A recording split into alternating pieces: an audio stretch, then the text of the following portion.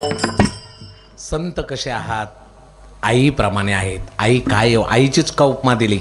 कारण आई ती आई असते बाबांनो. थोडा वेळ माझा राहिलाय, बरोबर वेळेत थांबतो मी. आई म्हणजे काय असतं? घरातल्या घरात गजबजलेलं गाव असतं. जोपर्यंत असतो तोपर्यंत कळत नाही, गेल्यावर मात्र पळायला रान उरत नाही. आई असतो एक धागा, वातीला उजड दावणारी समईतली जागा. अरे घर उजळतं तेव्हा तिचं नसतं भान, पण विझून गेल्यावर सैरा वैरा पळायला कमी पडतं रान. आई हृदयाचे हाक, आई निशब्द जाग, आई गुज अंतरीचे, आई नाव परमात्म्याचे, आई गगन भरारी, आई पंढरीची वारी. आई म्हणजे लंगड्याचा पाय, आई म्हणजे दुधावरची साय, आई वासराची गाय, आई सत्यत्वाचा न्याय, आई म्हणजे लेकराची माय. आई गेल्यावर मग किती हाका मारा, ती परत येत नाही बाबांनो. आज सुरेश दादा, मनीषाताई म्हणत असेल,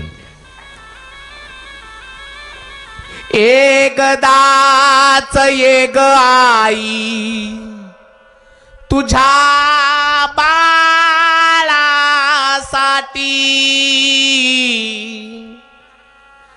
तर सुना मी गेलो आई तुला पाण्यासाठी.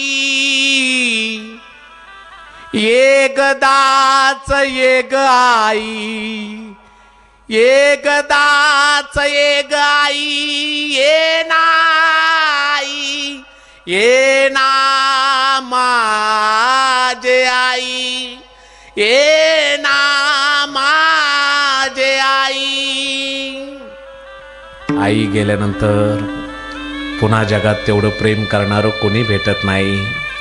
तुम्ही आजारी पडा, माझं लेकरू आजारी आहे म्हणून ती आजारी पडते हो, माझं लेकरू सुखात नाही म्हणून. जिचे पिढे बाळ प्राण तियेचा व्याकुळ, आईसा मातेचा स्वभाव.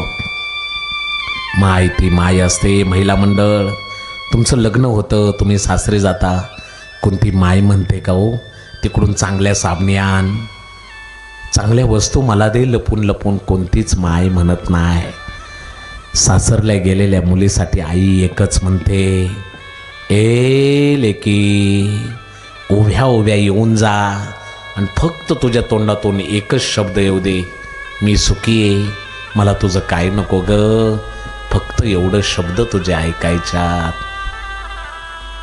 उभ्या उभ्या आड राती येऊन जागले की तिथं बाई झाला असेल उन्हाचा कहार, पण इकडं माहेरी अंबर आई फिकले असे फार.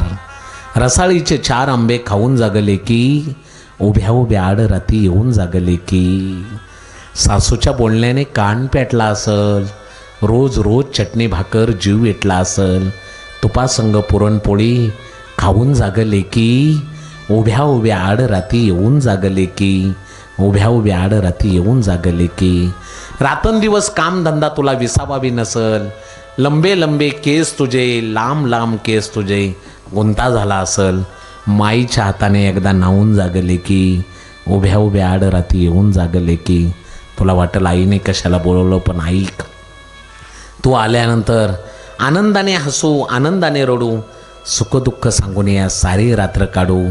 शकुनाचा हिरवा चुडा लिहून जागले की उभ्या उभ्या आड राती येऊन जागले की, उभ्या उभ्या आड राती येऊन जागले की, उभ्या उभ्या आड राती येऊन जागले की. सासरला गेलेल्या मुलीसाठी आईचं हेच अंतकरण असतं. आज मनीषाताई म्हणत असेल, आज माहेरला आल्यानंतर सगळे असतील पण माझी माय मात्र मला दिसणार नाही. काय असेल तिला कळतं, लेक नांदायला गेलेले असू द्या, पण तिचा मृत्यू जवळ आला की तिला कळतं मी जाणार आहे. ती सांगते, माझ्या तायडीला बोलून घ्या, त्याशिवाय माझा जीव जाणार नाही. आणि लेकीने यावं, घरातल्या मुलाच्या मुलाने नातवंडाने सांगावं, ए आजे आत्या आली आत्या. महिनाभर खाटवरून उठलेली नसते आजारपणात, पण लेक आली हे कळाल्या कळाल्या कुठून कुठून तिच्यामध्ये ताकद येते आजपर्यंत कळालं नाही.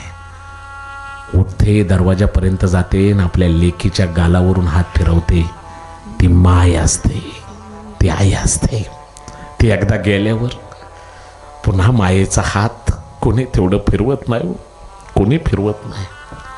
म्हणून आईची उपमा दिली, लेकुराचे हित वाहे माऊलीचे चित्त. संतांना काही कमी त्रास झाला का माऊलींना? खूप समाजाने त्रास दिला, पण त्या समाजाचं कल्याण व्हावं म्हणून ज्ञानेश्वरी निर्माण केली. तुकोबारायांना कमी त्रास दिला तरी जगाच्या कल्याणा संतांच्या विभूती देह कष्टविती परोपकारे. कसला स्वार्थ नाही आहे त्यांच्या प्रेमामध्ये. पुरुष मंडळी, तुम्ही कामावर जाता, संध्याकाळी घरी आल्यावर घरातली सगळी माणसं तुमच्यावर प्रेम करतात, पण प्रत्येकाच्या प्रेमामध्ये वेगळंपणे काही ना काहीतरी स्वार्थ आहे. पण आईच्या प्रेमात स्वार्थ नाही. पुरुष मंडळी, तुम्ही कामावरून आला, रात्रीच्या 2 तो वाजू द्या, तुम्हाला आल्या आल्या बायको विचारेल आज किती कमवलं. मुलं म्हणतील बाबा माझी ही गोष्ट आणले का. पण म्हातारी माय जर तुमची जिवंत असेल ना, 80 वर्षाची माय असू द्या तुमची, 80 वर्षाची माय, माझं लेकरू बाहेर गेलंय, स्वतः जेवत नाही, माझ्या लेकराने अन्नाचा तुकडा खाला नसेल, उशीर झालाय, आणि 2 वाजता दरवाजा वाजल्या पळत जाऊन दरवाजा उघडणारे तुमची माय असते, आई असते. लेकरा ताट वाढले जेवून घे म्हणणारी आई असते. ती आई गेल्यावर पुन्हा एवढं प्रेम करणारं कुणी असू द्या पुन्हा कुणी मिळत नाही. प्रेम करते पण तिच्यामध्ये स्वार्थ नाही. म्हणून